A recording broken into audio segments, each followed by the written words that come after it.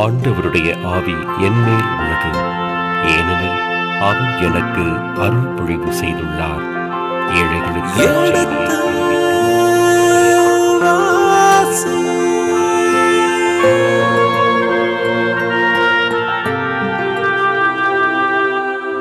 எடுத்து வாசி.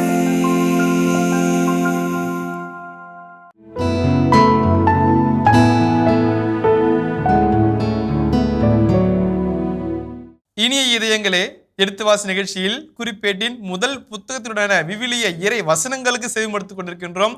கடந்த பகுதியின் தொடர்ச்சியை இன்று தொடங்குவோம். வாருங்கள் நிகழ்ச்சிக்குள் சொல்வோம். உங்கள் சார்பாக தந்தை அவர்களுக்கு வணக்கம் சொல்லி நிகழ்ச்சியை தொடங்குவோம். வணக்கம். வணக்கம்.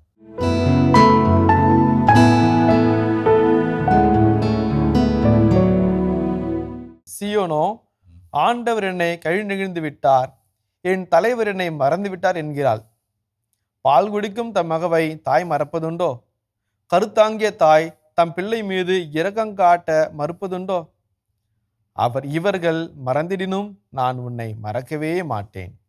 இதோ என் உள்ளங்கையில் உன்னை நான் பொறித்து வைத்துள்ளேன். ரொம்ப நல்லது. அப்படியே அப்படியே அதுக்கு போகுது. அதுக்கு மேலே பேசணும், நம்ம நிறைய அழுவச்சு வந்துடும்.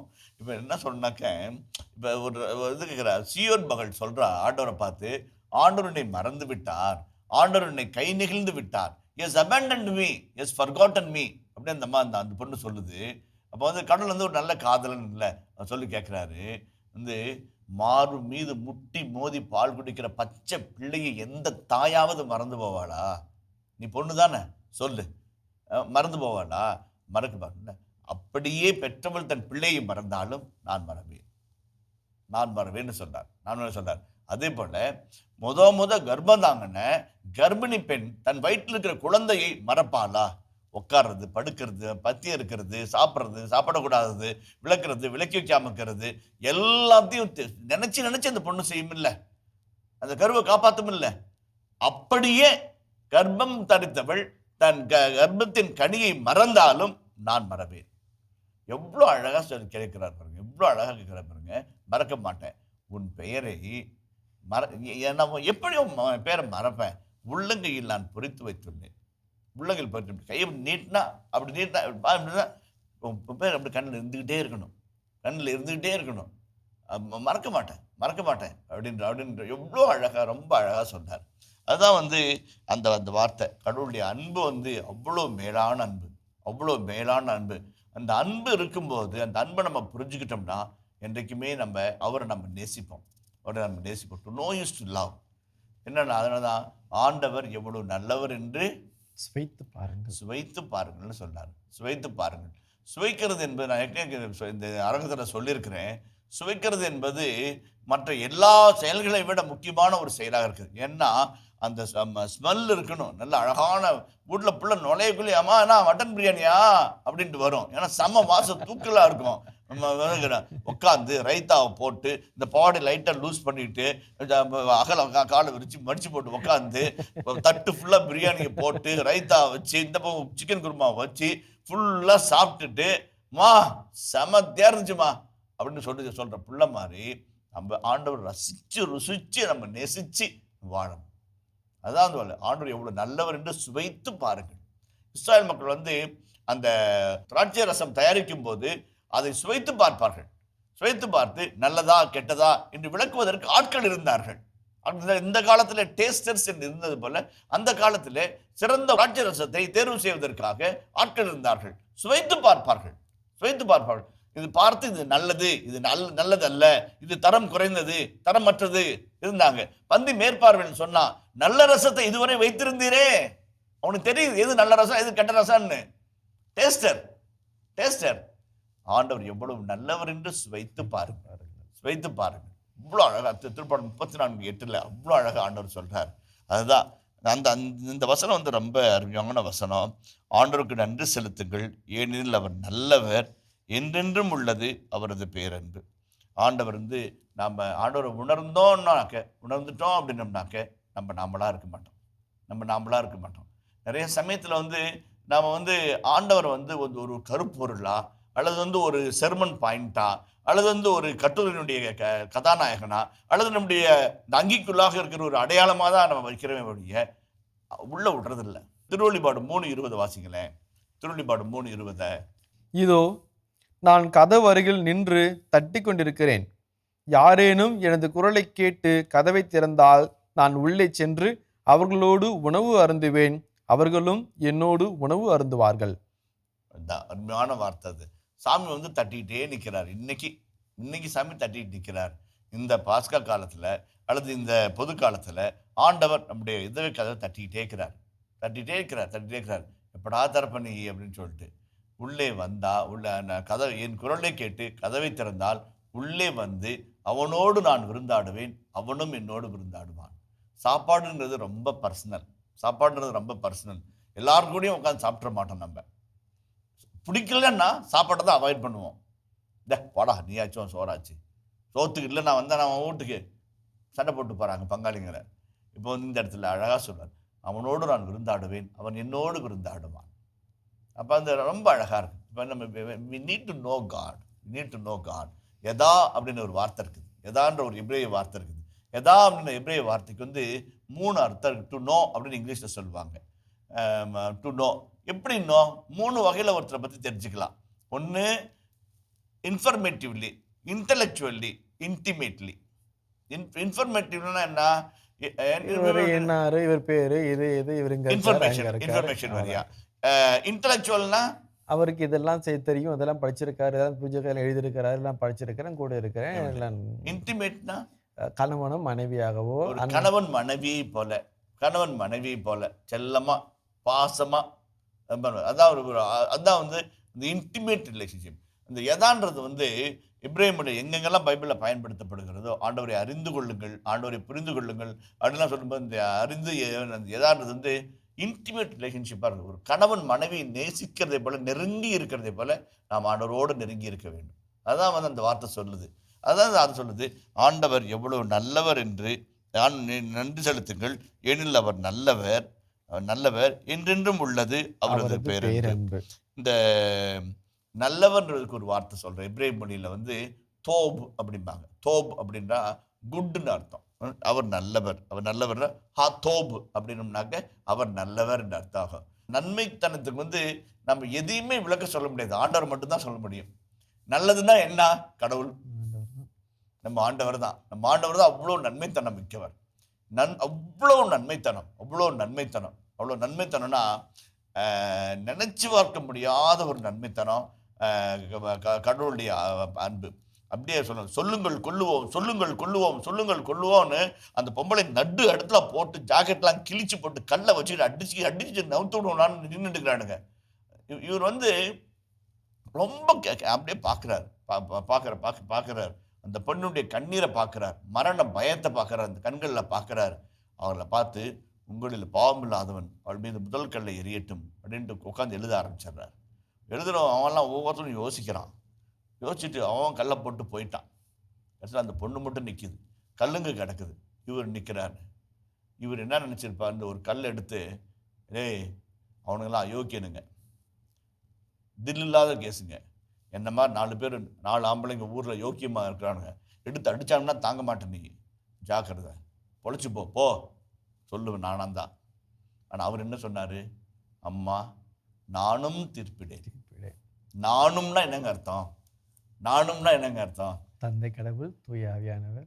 இல்லைங்க, இங்கே இது போனாங்கல்ல, நான் பாவின்ட்டு போனாங்கல்ல, கல்லை போட்டு போனாங்கல்ல, அவங்களோட இவர் சேர்த்துக்கிட்டார். அவங்களோட சேர்ந்து நானும் தீர்ப்பிடேன். எனக்கும் அந்த யோக்கியது இல்லைம்மா. எவ்வளோ நன்மைத்தானங்க. மன்னிக்கிறத கூட அவ்வளோ கிரேஸ்ஃபுல்லாக மன்னிக்கிறார். அதுதான் வந்து கடவுளுடைய மகத்துவமான ஒரு மன்னிப்பின் மேன்மை. அவ்வளோ கிரேஸ்ஃபுல்லாக மன்னிக்கிறாரு. நானும் தீர்ப்பிடேன், இனி பாவம் செய்யாதே, சமாதானமாய் போ. அந்த பொண்ணுக்கும் வந்து ஒரு மனமாற்றம் வந்திருக்கும், வாழ்க்கை மாற்றம் வந்திருக்கும், சிந்தை மாற்றம் வந்திருக்கும். இவருடைய வாழ்விலே ஒரு அழகான ஒரு ஆன்மாவை ஆண்டவர்களாக சேர்த்து ஒரு திருப்தி வந்திருக்குது. ஆண்டவர் நல்லவர், ஆண்டவருக்கு நன்றி செலுத்துங்கள், ஏனில் அவர் நல்லவர். நன்மைத்தனம் மிகுந்த ஆண்டவர். இதே ஏசாயா இறைவாக்கு புத்தகத்தில் ஓசை இறைவாக்கு புத்தகத்தில் ஒரு அழகான உருவங்கள் இருக்குது. தாண்டி போவோம். வந்து ஆண்டவர் நல்லவர் நல்லவர் என்றென்றும் உள்ளது அவரது பேரென்பு. அந்த வார்த்தை கடவுள் வந்து ஆல்வேஸ் வந்து அந்த கடவுள் வந்து என்றென்றும் உள்ளது அவரது பேரென்பு. சில பேர் இருக்கிறாங்க வந்து அப்படியே வந்து அண்ணா நல்லா இருக்கீங்களா, என்னண்ணா உடம்பு சரியில்லையா, இழைச்சி போயிருக்கிறீங்க அப்படின்னு கேட்டுட்டு ஒரு 10,000 ரூபா கடன் கேட்பாங்க. அந்த அண்ணா சௌக்கியமா, உடம்பு ஏன் இழைச்சி போய்க்குது, இதெல்லாம் அந்த 10,000த்துக்கு இல்லைங்களா, காசுக்காக அல்லது புகழுக்காக அல்லது நம்மால் ஏதாவது ஆக வேண்டும் என்பதற்காக அல்லது நம்மால் தூக்கி விடப்பட வேண்டும் என்பதற்காக அல்லது நம்மால் ஒரு சிபாரிசு நடக்க வேண்டும் என்பதற்காக அன்பு காட்டுவார்கள். ஆனால் இவர் வந்து இப்ப அப்ப அப்புறம் அப்படிலாம் இல்லை, எப்பவும் அன்பு கொண்டவர், என்றென்றும் உள்ளது அவரது பேரன்பு. அது அன்பை வந்து பேரன்புன்னு சொல்றாரு, ரொம்ப அழகா சொல்றாரு. என்றென்றும் உள்ளது அவரது பேரன்புன்னு சொன்னார். தொடர்ந்து பார்ப்போம். தந்தை அவர்களே, இந்த அழகான திருப்பாடல் 105 திருப்பாடல் 106 பல வசனங்களை தன்னகத்தே கொண்டிருக்கின்றது. இறுதியான 2 வசனங்களில் இந்த ஆசிரியர் என்ன மணிமுகுடங்களை வைத்திருக்கின்றார் என்று அறிந்து கொள்ள ஆரம்பிக்கிறார். தந்தை அவர்களே, உண்மைதான். திருப்பாடல் 105, திருப்பாடல் 96, திருப்பாடல் 106 ஆகிய 3 திருப்பாடல்களையும் உள்ளடக்கிய ஒரு அழகான அதிகாரமாக இந்த 16ஆம் அதிகாரம் அமைகிறது. இந்த என்றும் 16 சொல்ற மாதிரி இந்த 16ஆம் அதிகாரத்துக்கு ஒரு இளமையான ஒரு தன்மை இருக்கிறது. அதாவது வரலாற்றிலே இருக்கிற இறைவனை, வாழ்வில் இருக்கிற இறைவனை, அன்றாட கண்ணீருக்கு மத்தியில் இருக்கிற இறைவனை அழகாய் படம் பிடித்து காட்டி, ஆண்டவரே எங்களுக்கு பெருமண்ணா என்ன தெரியுங்களா, பெருமண்ணா வந்து கோயில் கட்டுறதோ அல்லது 10 லட்சம் சேர்த்து வைக்கிறதோ, ஒரு 50 கிராம் 2 கிலோ நிலம் வாங்குறதோ அல்லது வந்து ஒரு பெட்டகத்துல வந்து ஒரு 100 கிலோ வெள்ளியை சேர்த்து வைக்கிறதோ கிடையாது. உம்மை புகழ்வதில் நாங்கள் பெருமை கொள்கிறோம் இல்லைங்களா. இப்ப நம்ம ஒரு இடத்துல ரொம்ப அழகான வசனம், அந்த 35ஆம் வசனம் அருமையான வசனம். அந்த ஒரு வசனத்தை ஒரு நாள் முழுக்க யோசிக்கலாம், அவ்வளவு அழகான வசனம். வாசிங்களேன். எங்கள் மீட்பராகிய கடவுளே, எங்களை விடுவித்தருளும். அதுல பாருங்க, அப்பா ஒரு 100 ரூபாய் கொடுப்பா அப்படின்னு கேட்போம். அப்பா அப்ப 100 ரூபாய் இருந்தா கொடுப்பா, என்னங்க அர்த்தம்? அப்பா கிட்ட காசு இருக்கு கேட்கிறோம். ஃபர்ஸ்ட் டைம் ஃபர்ஸ்ட்ல இருந்துச்சுன்னா கொடுங்க, நான் அப்பா கிட்ட இருக்கோ இல்லையோ டவுட். இப்ப எங்கள் மீட்பராகிய கடவுளே, எங்களை மீட்டவர், எங்களை மீட்கிறவர், எங்களை மீட்க போகிறவர், நீர் மீட்கிறவர், you are the goal, you are the redeemer, you are the call என்று அழகாய் சொல்லி, மீட்பரான கடவுளே மீட்டீரே, கடந்த காலத்துல வழிநடத்தினீரே, கடந்த காலத்தில் எதிரிகளை சுக்கு நூறாய் ஆக்கி எங்களை உயர்த்தி பிடித்தீரே, எங்களை மீட்டருளும். எவ்வளவு அழகான ஜெபம் பாருங்க. நினைவு கூர்ந்தருளும், நினைத்தருளும், ஆண்டவரே எங்களை நினைவு கூறும் என்று திரும்ப திரும்ப அவர்கள் சொன்னார்கள். அது சொல்லியத இவங்க சொல்றாங்க. மீட்பரான கடவுளே, நீர் மீட்கும் வல்லமை உடையவர், மீட்படிப்பது உங்களுடைய தன்மை, எங்களை மீட்க வேண்டிய பொறுப்பு இடம் இருக்கிறது, எங்களை மீட்க வேண்டிய கடமை உங்களுக்கு இருக்கிறது, ஏனென்றால் நீர் எம் கடவுள், நாம் பிள்ளைகள். அதை அழகா சொல்லிட்டு எங்களை மீட்டலும் ஆண்டவரே ஒரு பிட்ட போடுறாங்க. அவ்வளவு அழகா ஜெபம் பாருங்க. ஜெபன்றது வந்துங்க நிறைய சமயத்தில் நாம் நினைக்கிறோம், ஜெபன்றது வந்து அழகு வார்த்தைகளினால, அடுக்கு மொழிகளினால, அடுக்கு தொடர்களினால அடுத்தவங்களை அசத்துறதுக்காக சொல்ற ஜெபமா நினைக்கிறாங்க ஒரு சிலர். அதெல்லாம் ஜெபம். மாறாக இயல்பான முறையில் நம்முடைய உணர்வுகளுக்குள்ளாக புதைந்து கிடக்கிற வேதனைகளின் வெளிப்பாடாக, நம்ம உணர்வுகளுக்குள்ளாக புதைந்து கிடக்கிற மகிழ்ச்சியின் வெளிப்பாடாக ஜெபம் வரணும். அவர்கள் வந்து மீட்கப்பட வேண்டிய தருணத்தில் இருக்கிறாங்க. ஏன்னா இஸ்ராயல் என்ற ஒரு மாபெரும் இனமாக தாவீதினுடைய அரியணையில, சாலமோனுடைய அரசாட்சியில, எசேக்கியா மன்னனுடைய புரட்சியில அவங்க வாழ்ந்த அவங்க சின்ன பகனமாக்கப்பட்டார்கள், சிதறடிக்கப்பட்டார்கள். ஒரு நாடுல 2 நாடுல பல நாடுகளுக்கு சிதறடிக்கப்பட்டார்கள். அப்படி சிதறடிக்கப்பட்டவர்களுக்கு என்ன தேவை? மீட்பு தேவை. அவர்கள் அடிமைத்தனத்திலிருந்து நன்மைத்தனத்திற்கு விடுதலை வாழ்வுக்கு வர வேண்டும். அதுதான் அவங்க கோரிக்கையா வைக்கிறாங்க. ஆண்டவரே எங்களை மீட்டருளும் ஆண்டவரே. அடுத்த வசனத்தை வாசிப்போமே. வேற்று நாடுகளில் நின்று எங்களை விடுவித்து ஒன்று சேர்த்தரணும், அப்பொழுது நாங்கள் உமது திருப்பெயருக்கு நன்றி செலுத்துவோம், உம்மை புகழ்வதில் பெருமை கொள்வோம். பாருங்க, வேற்று நாடுகளில் நின்று தீர், சீதோன், ஏதோம், அதே மாதிரி வந்து பபிலோனியா, அசீரியா 5-6 நாடுகளுக்கு அவர்கள் சிதறடிக்கப்பட்டார்கள். எகிப்தும் கூட, எகிப்துலேயும் ஒரு கம்யூனிட்டி இருக்குது, போசக்சியல் கம்யூனிட்டி. வந்து எகிப்துல கூட அலெக்சாண்ட்ரியா என்ற இடத்துல வந்து எகிப்துலேயும் இருக்குது. பபிலோன்ல கேபர் நதிக்கரையில எசேக்கியேல் 3ஆம் அதிகாரத்தில் 1ஆம் அதிகார வசனத்தில் பாசுகிற மாதிரி கேபர் நதிக்கரையில இருக்குது. இப்படி பல இடங்களுக்கு சென்ற மக்களை ஆண்டவரே, வேற்று நாடுகளில் நின்று கோயிம் கோயிம் கோயிம் என்றால் புறையினத்து நாடுகளிலிடமிருந்து எங்களை காற்றலும். அது வேற்றுன்றது வந்து 2 மீனிங் இருக்குதுங்க. பல என்று ஒரு அர்த்தம், இன்னொன்று வந்து புற என்று ஒரு அர்த்தமாகும். புறையினத்தார் மத்தியில் சிதறடிக்கப்பட்டமே ஆண்டவரே, நாங்க யாரும் இல்லாம இருக்கிறோமே, உண்மையான கடவுள் நீர் தானே, உண்மையான மதம் உம்முடையது தானே, உண்மையான திருச்சிட்டம் உம்முடையது தானே, அதெல்லாம் விட்டுட்டு புறையினத்தார் மக்கள் மத்தியில் அடிமைகளா நாங்க வாழ்றோமே, சங்கிலினால் கட்டப்பட்டு தருமாறுகிறோமே என்று சொல்லுகிற ஒரு அழகான காட்சி கேட்டோம். இந்த ஒன்று சேர்த்தலும் என்று வார்த்தை இருக்குதுங்க. அதுக்கு எபிரேய மொழியில போஸ்ட் எக்ஸீலிக் பீரியட்ல, நாடு கடத்தப்பட்ட பின் 2 வார்த்தைகளை குறிப்பேடும் அதை தொடர்ந்து வருகின்ற புத்தகங்களும் பயன்படுத்துகிறது. பூட்ஸ், கவெட்ஸ் என்று 2 வார்த்தைகள் எபிரேய மொழியில பயன்படுகிறது. பூட்ஸ் என்றால் சிதறடிக்கப்படுதல், சிதறடிக்கப்படுதல். மக்களுங்கள் மத்தியிலே மக்களை சிதறடிக்கிறார்கள். நெஞ்சிலே செருக்குற்றுள்ளே ஆண்டவர் சிதறடித்தார். அதே வார்த்தை தான் கிரேக்க மொழியிலேயும் மாதா பயன்படுத்துறாங்க. சிதறடிக்கப்பட்டார்கள், பூட்ஸ். அதே வார்த்தையை கவெட்ஸ் என்றால் சேகரிப்பு. சிதறடிக்கப்பட்ட மக்களை எப்படியெல்லாம் சிதறடிக்கப்பட்டார்களோ அவர்களை சேகரிப்பார். ஆயன் ஓனாயினாலும் அல்லது நரியினாலும் சிதறடிக்கப்பட்ட மந்தையை ஒன்று கூட்டி சேர்ப்பது போல இறைவன் ஒன்று சேர்த்திடலும். அந்த ஒன்று சேர்த்து எவ்வளவு வார்த்தை இருக்கு பாருங்க, எவ்வளவு அருமையான வார்த்தை இருக்கு பாருங்க. நாங்க 12 இனம்தான், 12 கோத்திரம் தான், 12 குலம் தான், 12 முதுபெரும் தந்தையிட வச்சிருக்கிறோம் தான். ஆனா நாங்க ஒருத்தர் தான் உம்முடைய மக்கள், எங்களை ஒன்று சேர்த்திடலும், சிதறடிக்கப்பட்ட எங்களை ஒன்று சேர்த்திடலும் என்று அழகாக சொல்லி அந்த பகுதியை நிறைவு செய்யறாங்க.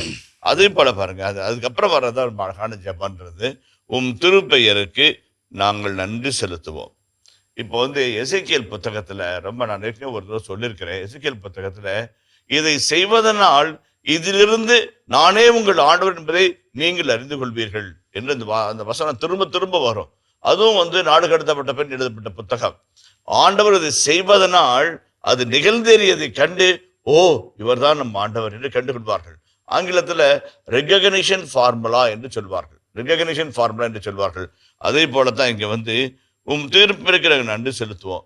நீங்க சேர்க்கும் போது நீங்க தான் எங்களை சேர்த்தனீங்க சாட்சியாகவும் வியப்புக்குரிய ஆச்சரியத்திலும் உண்மை புகழ்ந்து பாடுவோம். அதான் வந்துங்க கேரலின் கத்ரோஸ்ன்னு சொல்லிட்டு ஒரு அம்மா இருக்காங்க. அவங்க வந்து பவர் இன் பிரைஸ் என்கிற ஒரு புத்தகத்தை எழுதியிருக்கிறார்கள். மிக சின்ன புத்தகம் தான், ஒரு 60-70 80 பக்கங்கள் தான் இருக்கும். தூயாவே அருங்கொடை இயக்கத்தை சார்ந்த அவர்கள் எழுதப்பட்ட புத்தகம். ஆண்டவரை துதிப்பதனால என்ன நடக்கும், ஆண்டவரை புகழ்ச்சியான மகிமைப்படுத்தினால என்ன நடக்கும்ன்றதுக்கு பல உதாரணங்களை அழகழகாக அடுக்கி சொல்லி, தீச்சூழல நின்று துதிச்சினாக்க செந்தணலும் குளிர் நிழலாய் மாறும்.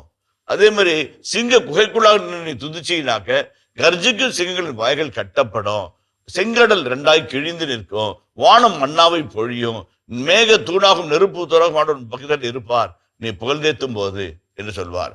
ஜெபத்திலேயே மிக அழகான ஜெபம் மன்றாட்டோ அல்லது வந்து மன வருத்தமோ இருக்கலாம்.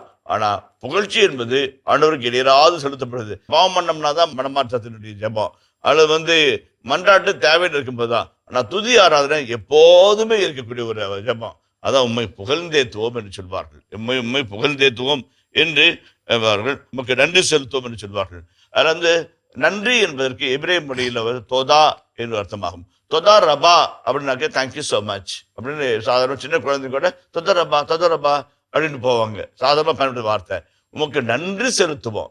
எதுக்கு நன்றி சொல்லுவோம்? நீங்க செஞ்சதுக்கு நாங்க திரும்பி எங்கிட்ட கொடுக்கறது நல்ல மனமும் கூடிய நன்றி உணவோடு கூடிய ஒரு புகழ்ச்சி தான் உங்களுக்கு இருக்குது. அதனாலதான் வந்து ஹெர்மன் குங்கல் என்கின்ற உலக புகழ்பெற்ற விவிலிய பேராசிரியர் சொல்வாரு, பிரைசஸ்க்கும் தேங்க்ஸ் கிவிங்க்கும் மைன்யூட் டிஃபரன்ஸ் தான். பிரைசஸ் வந்து ஜெனரல் கேட்டகரி, தேங்க்ஸ் கிவிங் வந்து பர்டிகுலர் கேட்டகரி. இதை செஞ்சீங்க, இதுக்காக நன்றி. புகழ்ச்சி என்பது எல்லாவற்றுக்கான பொதுவாக புகழ்வது என்று சொல்வார்கள். இந்த இடத்துல ரெண்டுமே கம்பைன் ஆகி நிற்கிது. உண்மை புகழ்ந்தேத்துவோம்னு சொல்றாரு, அதே சமயத்தில் நமக்கு நன்றி செலுத்துவோம்னு சொல்றாரு. புகழ்ச்சியும் ஆராதனையும் ஒன்றாய் அங்கே கூட்டி வருகிறது. அதே போலவே நன்றி செலுத்துவோம். இது அதே மாதிரி உண்மை புகழ்வதில் பெருமை கொள்வோம். இது வந்து அருமையான வார்த்தைங்க. இந்த வார்த்தையை வந்து நம்ம நல்லா ஆழமா புரிஞ்சுக்கிட்டோம்னாக்க உண்மையில உண்மை புகழ்வதில் எங்களுக்கு பெருமை. சில பேர் வந்து இப்பொழுது தலைமை ஆசிரியர் பொன்விழா கொண்டாடுகிற நம்முடைய ஆசிரியரை பற்றி சில வார்த்தைகள் பேசுவார் அப்படிம்பாங்க. தலைமை ஆசிரியர் இவளுக்கெல்லாம் தேவைதான் போவாங்க. அவங்கள புகழ்ந்து பேசுறத ஒரு கடமையாகவும் பாரமாகவும் நினைப்பாங்க. சுமையாகவும் நாம போய் அவளை போடுறதுக்கு அவள் என்ன பெருசா செஞ்சிட்டா என்ற ஒரு எகத்தாளமான மனநிலைக்குள்ளாக போவாங்க. ஆனா இந்த மக்கள் சேவகர்கள் சொன்னாங்க, உண்மை புகழ்ந்தேத்துவதே எங்களது பெருமை. உங்க பேரை சொல்லி மக்கள் நடுநடுங்கிறாங்க பாருங்க, அந்த புகழ்ச்சியே எங்களுக்கு ஒரு பெருமையாக இருக்கிறது என்று சொல்வார்கள். அதான் இந்த சமயத்துல பாராட்டு என்பது தாலாட்டை போல என்று சொல்வார்கள். பாராட்டு என்பது தாலாட்டை போல என்று சொல்வார்கள். அப்ப நம்ம மற்றவங்களை பாராட்ட நம்ம தயங்கவே கூடாது. என்னங்க ஒரு சின்ன குட்டி நாய் இருக்கு நம்ம வீட்டுல, அது 4 தடவை பாசமா தடை விட்டு ஏய் சூப்பர் சூப்பர்னம்னா அது எவ்வளவு பாராட்டிக்கிட்டு, எவ்வளவு பாசமா, எவ்வளவு ஃப்ரெண்ட்லியா, எவ்வளவு அஃபெக்ஷனேட்டா நம்மளோட ஒண்டி வருது. ஒரு மிருகத்துக்கு இருக்கிற ஒரு குணம் மனுஷனுக்குலாம் போயிடுங்களா? பாராட்டும் போது மனமோந்து பாராட்ட வேண்டும். ஒரு சிலர் எப்போ பார்த்தாலும் குறை சொல்லிக்கிட்டே இருப்பாங்க. என்னதான் இருந்தாலும் குறை சொல்லிட்டு இருப்பாங்க. அதான் ஒருத்தர் கூட்டிட்டு போய் அந்த biryani, mutton biryani, chicken kurma, fish fry எல்லாம் வச்சு போட்டு சாப்பிட வச்சுருக்கிறாங்க. அப்போ அவர் சொல்றாரு, இந்த மட்டன் குருமாக்கு பதில களியும் குருமாவும் வச்சிருந்தா சூப்பரா இருக்கும்ல அப்படின்னாராம். உன்னை கூட்டிட்டு வந்ததே தப்பியா அப்படின்னு சொல்லிட்டு இருக்கிறாங்க. அந்த மாதிரி ஒரு சிலர் எங்க போனாலும் திருப்தி அடைய மாட்டாங்க, எங்க போனாலும் ஒரு மகிழ்ச்சி அடைய மாட்டாங்க, எங்க போனாலும் ஒரு நன்றி நிறைந்த உள்ள இருக்காது. அதான் இந்த இடத்துல ஆண்டவரே உமக்கு நாங்கள் நன்றி செலுத்துவோம். நீங்க செஞ்ச எல்லாத்துக்கும் நன்றி. நாங்க பட்ட கஷ்டம், 70 ஆண்டுகளாக அடிமைத்தனத்தில் இருந்தோம், சங்கிலினால் பூட்டப்பட்டோம், கோயில் இல்ல, பள்ளிப்பீடம் இல்ல, ஜபம் இல்ல, ஜபக்கூடத்துல கூடியிருப்பதற்கு எங்களுக்கு தயக்கம் இருந்தது. அந்நியர்கள் எங்களை கேவலமாய் பார்த்தார்கள், எங்கேயும் உங்கள் கடவுள் எல்லாம் கேட்டாங்க.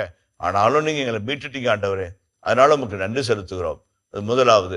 இரண்டாவது, உம்மால் நாங்கள் பெருமைப்படுகிறோம். உண்மை புகழ்வதில் எங்களுக்கு பெருமை. ஒரு சில பத்தி நம்ம சொல்றதுக்கு சான்ஸ் கிடைச்சுன்னு சொன்னேன், அதை பாக்கியமான்னு நினைப்போம். இவரை பத்தி நம்ம சொல்றதுக்கு எனக்கு எப்பயுமே மனசுக்குள்ள ஒரு பெரிய ஒரு சந்தோஷமான நிகழ்ச்சி என்னன்னாக்க, அருள் தந்தை லெக்ரான் என்று சொல்லி ஒரு உயர்ந்த மனிதர் இருக்கிறார். கிட்டத்தட்ட ஒரு 100 ஆண்டுகள் நலமுடன் வாழ்கிற ஒரு விவிலிய பேராசிரியர், உலக விவிலியத்திற்கே ஒரு பொக்கிஷமாக இந்திய விவிலிய ஆராய்ச்சியாளர்களே தலை சிறந்தவராக கருதப்படுகிறார். எங்களுடைய ஆசானாக இருந்தார். அவரை பற்றி ஒரு வார்த்தை எங்களுடைய குழுவிலோ அல்லது ஆசிரியர் குழாமிலோ அல்லது மாணவர்கள் மத்தியில் பேச சொன்னால் அப்படி உட்காந்து மெனக்கிட்டு தயார் பண்ணுவோம். அப்படி பரீட்சைக்கு எழுதுற மாதிரி தயார் பண்ணுவோம். ஏன்னா அவரை பத்தி பேசுறதுக்கு கிடைக்கிறதே ஒரு பாக்கியம். ஒரு புனிதரை பத்தி பேசுறோமே, நம்ம ஒரு புண்ணியவானை பத்தி பேசுறோம், நம்ம ஒரு மகானை பத்தி பேசுறோமே, அருமை ஜீவி பத்தி பேசுறோமே, அந்த மாதிரி ஒரு எண்ணம் வரும். அதான் அந்த எண்ணம் நமக்குள்ள இருக்கணும். இறைவா உண்மை புகழ்வதில் நாங்கள் பெருமை கொள்கிறோம். அதுவும் ரொம்ப அழகான வசனம். நன்றி கூறுகிறோம், புகழ்கிறோம். நன்றியும் ஆராதனை இணைந்து போகிற அதோட அந்த பாடல ஆசிரியர் அந்த பாடலை முடிக்கிறார்.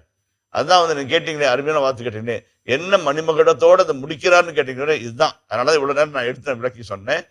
இந்த 2 அழகான சிறப்புமிக்க வார்த்தைகளை வைத்து ஆசிரியர் அந்த பாடலை நிறைவு செய்கிறார். 105, 106, 96 ஆகிய 3 திருப்பாடலை உள்ளடக்கிய ஒரு அழகான பாடலாக நம் முன்பாக மலர்ந்த இந்த கவிதை அற்புதமான ஒரு கவித்துவத்தோடு நிறைவு பெறுகிறது. அப்பொழுது மக்கள் அனைவரும் ஆமீன் என்று சொல்லி ஆண்டவரை போற்றினர். இதுல இன்னும் ஒரு சின்ன ஒரு பாயிண்ட் இருக்கு. இஸ்ராயலின் கடவுளாம் ஆண்டவர் ஊழியாய் புகழ பெறுவாராக என சொல்லுங்கள் என்று சொல்வார்கள். அதாவதுங்க, இப்ப ஒருத்தர் கடவுளோட பேசுவாரு, சபை முழுக்க ஜெபித்து கொண்டே இருக்கும். அந்த இறுதி கோரசப்ப அவங்களோட சேர்த்துக்குவாங்க. இறுதி கோரசப்ப சேர்த்துக்குவாங்க. அதே போலவே இஸ்ராயலின் கடவுளாம் ஆண்டவர் ஊழியாய் புகழ பெறுவாராக என சொல்லுங்கள் என்று அவர் அழைப்பு விடுக்கிறார். யாருக்கு அழைப்பு விடுக்கிறார்? மக்கள் கூட்டத்துக்கு. கஹால் என்ற இறை வார்த்தைக்கு இறை சமூகம் என்று அர்த்தமாகும். கஹால்லையும் தான் சபைத்திரையாளர் அவனுடைய புத்தகம் இருக்கிறது. அப்ப அந்த கஹால் ஏரி சமூகம் ஆமேன் என்று ஆண்டவரை போற்றினார்கள். இந்த ஆமேன் பற்றி ஒரு வார்த்தை சொல்லிடுறேன். ஆமேன் அல்லது அமீன் என்று எப்ரேம் வருகின்ற இந்த வினை சொல்லுக்கு 3-4 அர்த்தங்கள் இருக்குது. அப்படியே ஆகட்டும், நீங்கள் சொல்வது உண்மையே, அல்லது நீங்கள் சொல்வது நிறைவேறட்டும், நீங்கள் சொல்லியதெல்லாம் உண்மையாகட்டும், இப்படி 4-5 விதமான அர்த்தங்கள் உண்டு. ஆமேன் என்று சொல்லும் போது ஒவ்வொரு முறையும் இஸ்ராயல் மக்கள் ஆமேன் என்று சொல்வார்கள். இறைவனை பற்றியோ மனிதரை பற்றியோ செயல்களை பற்றியோ உன்னதமான நல்லதை பற்றியோ உண்மைத்தனத்தை பற்றியோ பேசும்போது ஆமேன் அவர்கள் சொல்லி ஆமோதித்து அந்த ஜெபத்தையோ அல்லது அந்த உரையையோ அல்லது புகழ் பாடலையோ அல்லது அந்த பள்ளிப்பீடத்தினுடைய செயல்பாடுகளையோ அவர்கள் அமுதிப்பார். எனக்கு நல்ல ஞாபகம் தெரிஞ்சு, நான் சின்ன பையனா இருக்கும்போது எங்க கோயிலில் இருக்கிற ஃபாதர் அவர் இறந்துட்டாரு, ஜான் அப்படின்னு சொல்லிட்டு, ரொம்ப ஆங்கிலோ இந்தியன் ஃபாதரு. அவர் சொன்னாரு, ஆமேன் என்பது நீங்கள் எழுதிய ஜெப கடிதத்திற்கு இடப்படுகின்ற முத்திரை என்று சொன்னார். அந்த காலத்துல முத்திரை இல்லாம போஸ்ட் ஆஃபீஸ் போஸ்ட் போகாது. அப்ப ஆமேன்னு சொல்லணும், வாய் திறந்து சொல்லணும். ஃபாதர் எங்கள் ஆண்டவராக இயேசு கிறிஸ்துடைய கொண்டாடுகிறவங்கள அப்படின்னு உட்காந்துடக்கூடாது. மறாக ஆமேன் என்று வாய் திறந்து எல்லாரும் சொல்லணும். அப்படி சொல்லும் போது தந்தை சொன்ன ஜெபத்திற்கு, சபை மன்றாட்டிற்கு நாங்கள் முத்திரை கடிதம் வைக்கிறோம், அது இறைவனை நோக்கி பறந்து செல்லும் அப்படின்னு அழகா சொல்லுவார். அதான் ஆமேன் என்பது அவ்வளவு முக்கியமான வார்த்தை. உண்மையாகட்டும், நிறைவேறட்டும், அப்படியே இருக்கட்டும், நீங்கள் சொல்வது உண்மையாகவே இருக்கட்டும் என்று அர்த்தமாக வருகிறது. இனிய இதயங்களே, எடுத்து வாசி நிகழ்ச்சியில் குறிப்பேட்டின் முதல் புத்தகத்துடனான விவிலிய இறை வசனங்களுக்கு செவிமடுத்துக் கொண்டிருக்கின்றோம். இதன் தொடர்ச்சியை மீண்டும் அடுத்த பகுதியில் தொடர்வோம். அதுவரை இணைந்திருங்கள். இயேசுவுக்கே புகழ், இயேசுவுக்கே நன்றி, மரியே வாழ்க. புகையானது இருள் விலகி வெளிச்சம் தெரியும் பாதைக்கென வருவேனோ என்று கதறி கதறி அழுவார். சென்னைக்கு போற முறையை வீட்டை விட்டு வெளியவே போனதில்லை. போனாலும் அம்மா முந்தான பிடிச்சிட்டே தான் சுத்துவான்.